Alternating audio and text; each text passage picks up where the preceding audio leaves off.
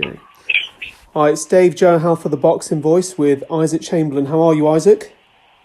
Yo, I'm good. I'm very good. How are you doing? I'm good. You sound very positive, despite what's going on as well. So applauds to that. I mean, you were due to fight on the undercard of Alex Dilmagani's European title defence on the 28th of March. Everything was all good to go. No, then, that was 25th of April. 25th of April, apologies. I mean, in a few weeks' time, no doubt, and it was all good to go. And then this happens. I mean, how have you remained so positive during all this? Listen, bro, I think life is about overcoming obstacles that comes at you. Do you know what I mean? And this is not like I've had worse stuff happen to me in my life. So obviously, this is something that it's beyond my control. All I can do is control everything that's beyond my control. That I can control. Do you know what I mean? So I'm just really optimistic, simply because I know that I have Mick Hennessey backing me. You know, all the guys there, Mick and Michael Sal. You know, they're really backing me. I can talk to them about everything and anything if I'm feeling a certain type of way, and they're helping me as well. And to have someone like Mick supporting me, I just feel it's a real blessing, and it lifts the load off of me, knowing that we're in it together as a team, and they're definitely looking to back me and definitely looking to ensure that I'm in the best possible position to fight for titles in the near future. So I'm just, you know, it's not anybody's fault that this happened, but all we can do is just ride the waves and try and find the positives out of every situation. Absolutely. I mean, how's the transition been with signing over to Hennessey Sports? Because last time we saw you was against Luke the Duke Watkins, wasn't it? Yep. Which was a great fight. Yeah, good fight. There wasn't. I can't really say there's been a transition because obviously I ain't fought yet under them, so I can't really say how it's really been. But so far, I can speak to them a whole lot more than I speak to the guys at Matchroom. You know, I have a better connection with them already. You know, and with them, because they only work with a small, close-knit team of fighters. You know, compared to Matchroom having over 30 boxers and stuff, I think like the focus is more on you and establishing you and building you. And of course, they have free-to-air TV, which is nearly 3 million viewers average, and a lot of casual fans that can tune in and know who you are. And I just think that's a really big thing, and a really big thing that we can exploit. You know, in terms of carrying those casual fans into fans that will actually buy your pay-per-view or actually buy tickets to come and watch you fight. Yeah, so, I mean, sorry, go on. Sorry, I was going to say it's similar to like the PBC type of setup, isn't it? Free to air, getting people to what you've said just now, isn't it? And transitioning them into the pay-per-view model. Yeah, 100%. And you can think of it as a positive. When boxing will be allowed back, everybody's just going to want to look at what sport is going to be back, because it's going to be so new and refreshing in their minds. So if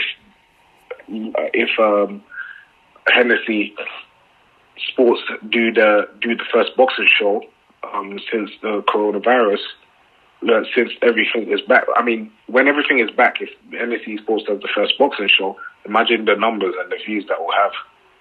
And we're working in the background as well to make small documentaries and stuff, you know, simply because not everyone can relate to two people fighting in the ring. But, you know, if they see the boxer's background and they see how they live their life, then they realize we're actually humans, we have emotions, and we're not just brutal guys fighting in the ring.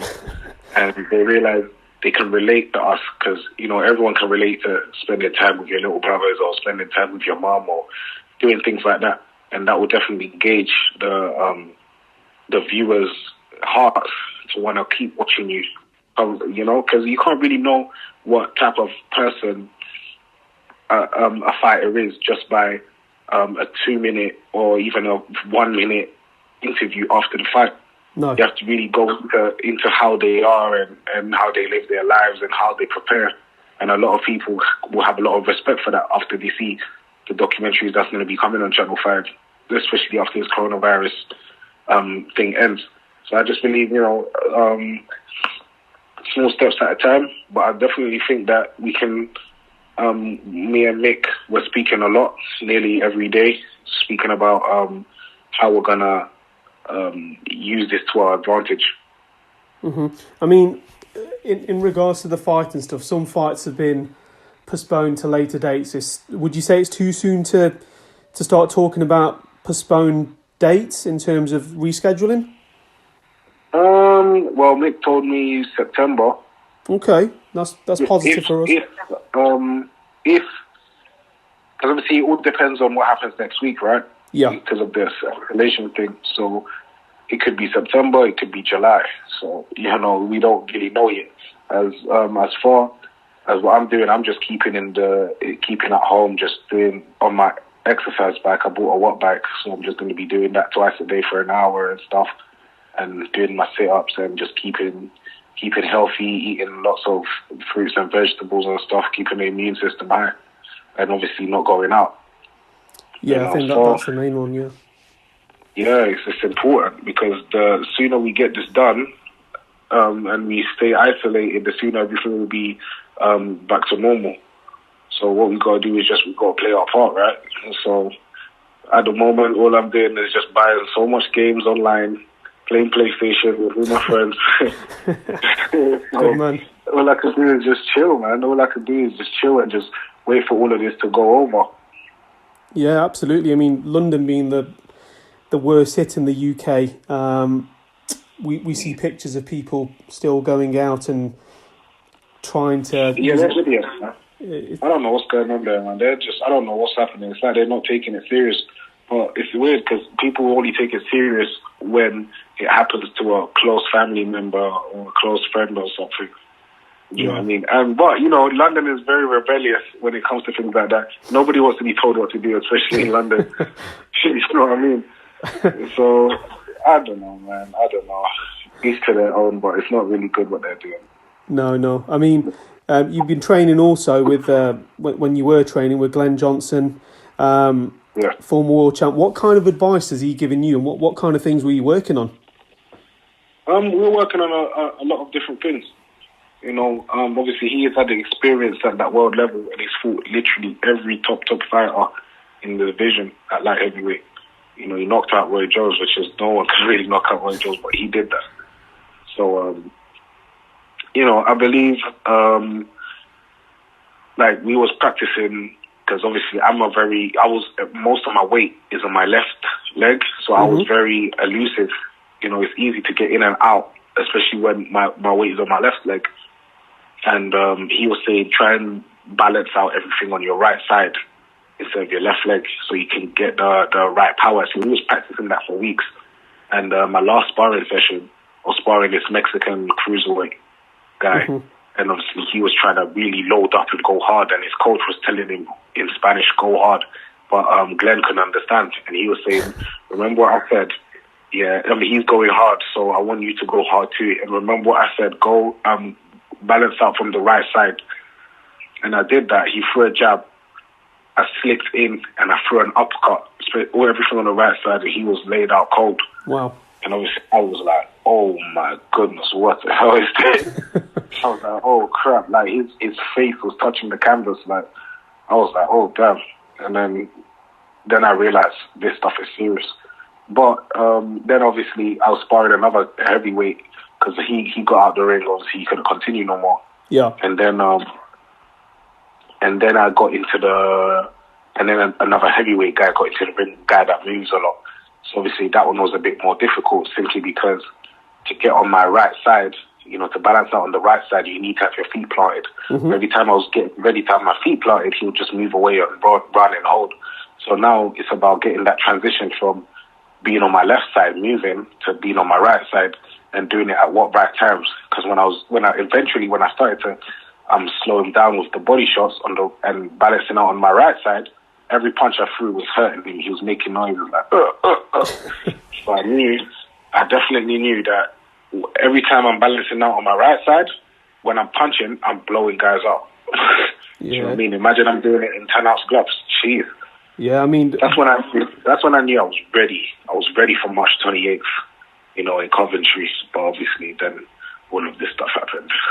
Yeah, I mean, look, you did say, when this is all said and buried, the article you did with the Sunday Times as well, you're predicting 2021, aren't you, as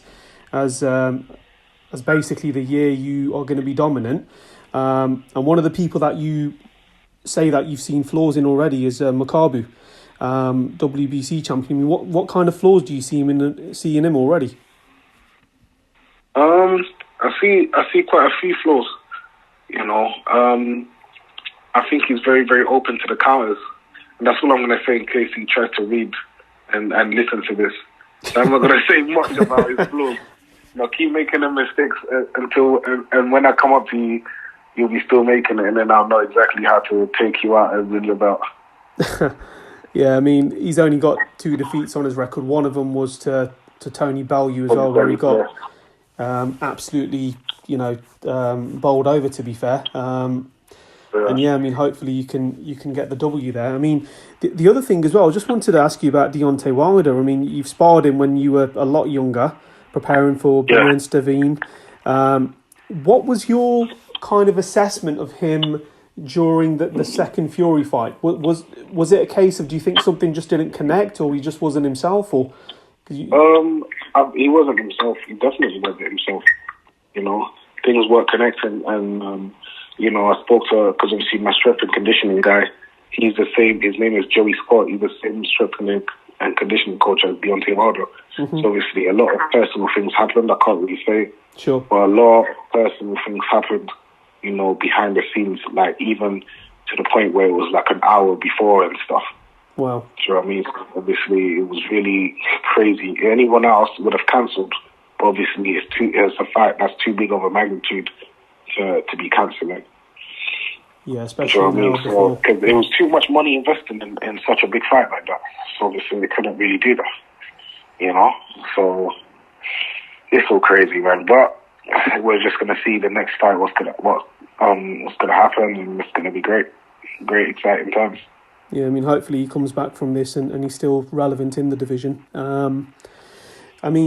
The other thing I was going to touch upon was Lawrence Okolie. You guys had such a fierce rivalry back in 2018 when you guys headlined the O2. What are you guys? Are you sure it was fierce rivalry, or was it just him holding me?